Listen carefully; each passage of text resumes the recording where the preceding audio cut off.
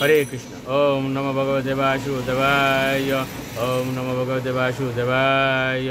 ওম নমো ভগবতে বাসুদেবায়। শ্রীমদ্ ভগবদ গীতা সপ্তম অধ্যায় বিজ্ঞান যুগ। শ্লোক 25।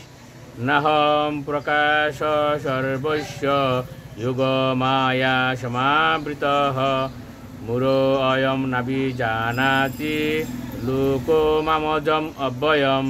অনুবাদ: আমি মূঢ় ও বুদ্ধিহীন ব্যক্তিদের কাছে কখনো প্রকাশিত হই না।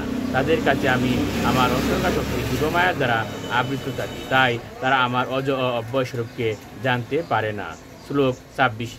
বেদাহম সমতি তানি বর্তমানানি চার্জুন ভবিষ্যানি চ ভূতানি মাম তু বেদন কশ্চন।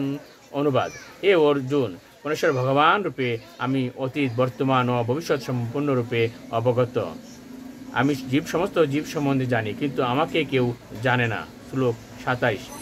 ইচ্ছা দেশ সমুত্তেন দণ্ডমোহীন ভারত সর্বভূতানি সমূহম স্বর্গে ইয়ান্তি পরন্তপ।